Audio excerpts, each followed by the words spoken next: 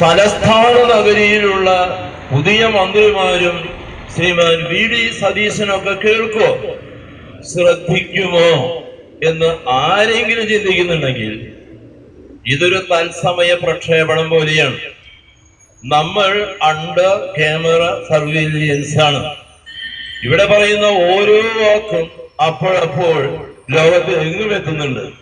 ഇവിടെ വിജിലൻസിന്റെയും ഇന്റലിജൻസിന്റെയും പോലീസ് ഡിപ്പാർട്ട്മെന്റിന്റെയും വക്താക്കൾ ഇവിടെ യൂണിഫോമിലും അല്ലാതെയും ഈ വാക്കുകൾ ശ്രദ്ധിച്ച് ഇവിടെ ഉണ്ട് എന്നുള്ളത് സംഘാടകരെ സംബന്ധിച്ച് തീർച്ചയുള്ള ഒരു കാര്യമാണ്. ഇനി ഈ പറയുന്ന കാര്യങ്ങൾ ബന്ധപ്പെട്ട അധികാരികൾ ശ്രദ്ധിച്ചില്ലെങ്കിലോ, നമുക്കറിയാം നമ്മൾ ജീവിക്കുന്നത് ഒരു ജനാധിപത്യ സംവിധാനത്തിലാണ്. ജനാധിപത്യ സംവിധാനത്തിൽ അധികാരം എന്ന് പറയുന്നത് പോലീസിനല്ല, പട്ടാളത്തിനല്ല, മന്ത്രിപുങ്കവന്മാർക്കല്ല. അധികാരം ജനത്തിനാണ്. ജനം അധികാരം വിനിയോഗിച്ചാൽ കടപുഴകി വീഴാത്ത അധികാര സമ്രാട്ടുകളാരും ഈ ലോകത്തില്ല. ബംഗാളില് മമതാ ബാനർജിയുടെ കാര്യത്തിൽ നമ്മളത് കണ്ടു. തമിഴ്നാട്ടിൽ സ്റ്റാലിന്റെ കാര്യത്തിൽ അത് സംഭവിച്ചു.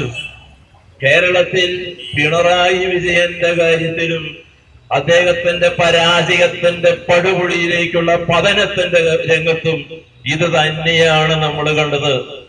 യഥാർത്ഥത്തിലുള്ള അധികാരം ജനങ്ങളുടെ കയ്യിലാണ്.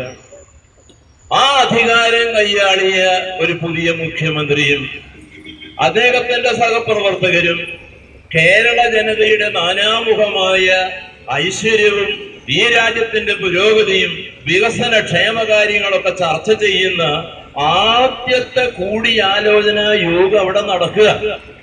അതുകൊണ്ടാണ് ഇങ്ങനെ ഒരു പ്രത്യേക ലേബലോട് കൂടി ഒരു സമ്മേളനത്തിൽ നമ്മൾ ഇവിടെ ആയിരിക്കുന്നത്.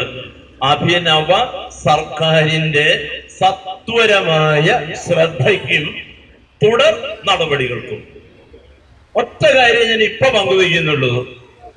എല്ലാ അർത്ഥത്തിലും വലിയ വിപ്ലവം തീർത്തുകൊണ്ടാണ്, വിസ്മയം വിതച്ചുകൊണ്ടാണ്, വിജയകിരീടം ചാർത്തിക്കൊണ്ടാണ് ജോസഫ് വിജയ് ഈ തമിഴ്നാട്ടിൽ അധികാരേറ്റത്. ഫലപ്രഖ്യാപനം കഴിഞ്ഞു. ഏറ്റവും നേരത്തെ മുഖ്യമന്ത്രി നിയമസഭയിൽ ഭൂരിപക്ഷം തെളിയിച്ചു, സത്യപ്രതിജ്ഞ ചെയ്ത് അധികാരേറ്റെടുത്തു. ആദ്യത്തെ പ്രസംഗത്തിൽ തന്നെ ജോസഫ് വിജയ് എന്ന മുഖ്യമന്ത്രി നമ്മുടെ തമിഴ്നാട്ടിൽ വിളിച്ചു പറഞ്ഞ ചില കാര്യങ്ങൾ മദ്യലഹരി വിരുദ്ധ സമിതിയുടെ പ്രവർത്തകരെ സംബന്ധിച്ചിടത്തോളം വളരെ സുപ്രധാനമാണ്. കേരളത്തിലും അത് മാതൃകയാകണം.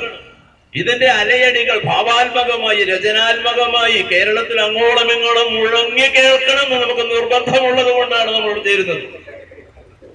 സ്ഥാനമേറ്റ ആദ്യത്തെ പ്രസംഗം നമ്മൾ തന്നെ ഔദ്യോഗികമായി നയപ്രഖ്യാപന പ്രഭാഷണം എന്നൊക്കെയാണ് പറയുക.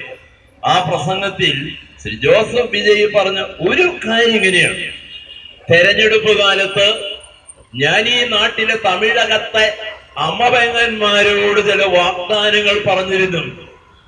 നിങ്ങളുടെ വീടിനകത്തെ സമാധാനക്കേടുകൾക്കും നിങ്ങളുടെ മക്കളുടെ അനാഥത്വത്തിനും അരക്ഷിതാവസ്ഥയ്ക്കും അടിസ്ഥാനപരമായ കാരണം ഇവിടെ വർദ്ധമാനമായി കൊണ്ടിരിക്കുന്ന മദ്യപാനാണ്.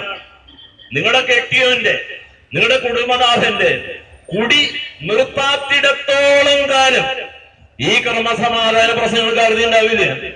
നിങ്ങളുടെ ആരോഗ്യ പ്രശ്നങ്ങൾ പരിഹരിക്കപ്പെടില്ല. ഈ സാഹചര്യത്തിൽ നിർബന്ധമായും സംഭവിക്കേണ്ടത് ലഹരി പദാർത്ഥങ്ങളുടെ ഉപഭോഗം, ഉൽപാദനം, വിതരണ, വിപണനം, വ്യാപനം തടയണം. എന്നെ വിശ്വസിച്ച് എനിക്ക് വോട്ട് ചെയ്ത് എന്നെ അധികാരത്തിലേറ്റിയാൽ നിങ്ങളുടെ ഈ ആവശ്യം കണ്ടറിഞ്ഞ് ശക്തമായ നടപടികൾ സത്വരമായി സ്വീകരിച്ച് ഫലപ്രദമായി നിർവഹിച്ച് നിങ്ങളെ ഞാൻ ലക്ഷ്യത്തിലേക്ക് എത്തിക്കാം എന്ന് വാഗ്ദാനം ചെയ്തപ്പോ തമിഴകത്ത് വിജയ് അവർക്ക് ഒരു രക്ഷകന്റെ പരിവേഷം കൈവന്നു. അങ്ങനെയാണ് ആ വ്യക്തി തമിഴകത്തെ തലൈവരായി തീർന്നത്. ഈ ഒരു മാതൃക നമ്മുടെ മുമ്പിലുണ്ട്. ഇത് കേരളത്തിൽ നമ്മളോട് പങ്കുവെക്കുമ്പോൾ ഓർക്കണം, കഴിഞ്ഞ സർക്കാരിനുണ്ടായ തിരിച്ചടിയുടെ അടിസ്ഥാനപരമായ കാരണം. ദേശാഭിമാനി പോലും ഈ അടുത്ത ദിവസങ്ങളിൽ പിണറായി വിജയന്റെ ഏകാധിപത്യപരമായ പ്രവർത്തന ശൈലിയെ അധിക്ഷേപിക്കുകയും തള്ളിപ്പറയുകയും ഇതൊക്കെ നേരത്തെ തിരുത്തേണ്ടതായിരുന്നല്ലോ എന്ന ചോദ്യം ബന്ധപ്പെട്ട കേന്ദ്രങ്ങളിലേക്ക് അറിയിക്കുകയും ചെയ്തത് വായിച്ചവരും അറിയുന്നവരൊക്കെ അല്ല. ഇവിടെ ഇരിക്കുന്നവരൊക്കെ ജനങ്ങളുടെ കയ്യിലാണ് അധികാരം. അധികാര സോപാനത്തിലേക്ക് ആരോഹണം ചെയ്തു കഴിഞ്ഞാൽ പിന്നെ ജനങ്ങളെ കഴുതകളാണെന്ന് കരുതരുത്. അവർക്ക് കുടിക്കാനും മതിക്കാനും കുട്ടികൾക്കും യുവജനങ്ങൾക്കും ലഹരി പദാർത്ഥങ്ങൾ അങ്ങോട്ട് കൊടുത്തു കഴിഞ്ഞാൽ ഇവർക്ക് പിന്നെ പ്രതികരിക്കാനും പ്രതിഷേധിക്കാനൊന്നും വരില്ലോ. പിന്നെ എന്റെ തോന്നിയാസം, എന്റെ സ്വന്തായുസം, എന്റെ മരുമോനിസം, എന്റെ ഗുണ്ടായുസം ഇവിടെ നടക്കുമെന്ന് ധരിച്ചവശായ പിണറായി സിംഹാസനം വിട്ട് സ്വന്തം ആസനത്തിലേക്ക് മടങ്ങേണ്ടി വന്നില്ലേ? ഇത് നമുക്കൊരു പാഠമാണ്. ഇത് അധികാര കേന്ദ്രങ്ങൾക്ക് ഒരു ഉണർത്തുപാട്ടാണ്. അനുഭവത്തിൽ നിന്നാണ് നമ്മളൊക്കെ പഠിക്കേണ്ടത്. പാഠം ഉൾക്കൊള്ളണം. മുൻഗാമികളുടെ ജീവിതത്തിലെ ദുരന്തങ്ങൾ ഒഴിവാക്കണം. നൽമാതൃകകൾ കണ്ടെത്തണം, സ്വായത്തമാക്കണം, അത് അംഗീകരിക്കണം. അപ്പൊ ഈ സാഹചര്യം നമ്മൾ ഈ ഒരുക്കുന്നത് നമ്മുടെ എന്തെങ്കിലും വ്യക്തിപരമായ നേട്ടങ്ങൾക്കല്ല. നമ്മളിവിടെ കൂടുന്നത് നമ്മുടെ ബോണസ് കിട്ടണമെന്ന് പറയാന്, നമ്മുടെ ശമ്പളം വർദ്ധിപ്പിക്കണമെന്ന് പറയാന്, പെൻഷൻ കാശ് കൂട്ടി തരണമെന്നും വെല്ലുവിളിക്കാനല്ല. നമ്മളിവിടെ ആയിരിക്കുന്നത് ജാതി മതഭേദം രാഷ്ട്രീയ ഭേദമന്യേ സമാധാനമായി സുരക്ഷിതമായി സുസ്ഥിതിയിലായിരിക്കണമെന്ന് ആഗ്രഹിക്കുന്ന നാനാജാതി മതസ്ഥരായ ഏകോദര സഹോദരങ്ങളുടെ ഒരു മാവേലി നാടിന്റെ ഈ കൊച്ചു കേരളക്കരയുടെ സമഗ്രമായ സർവോദയം ലക്ഷ്യം വെച്ചുകൊണ്ടാണ് നമ്മളിവിടെ ആയിരിക്കുന്നത്. അപ്പോൾ ഈ സാഹചര്യത്തിൽ ഇന്ന് അധികാരമേറ്റിട്ടുള്ള മന്ത്രിമാരൊക്കെ ഇപ്പോ ആലോചന യോഗത്തിൽ ആയിരിക്കുന്ന നമ്മുടെ മുഖ്യമന്ത്രി, പുതിയ മുഖ്യമന്ത്രി വി ഡി സതീശൻ അവർക്ക് നമ്മൾ ഈ പങ്കുവെക്കുന്ന ചിന്തകൾ സഹായകമാകട്ടെ, പ്രചോദനമാകട്ടെ.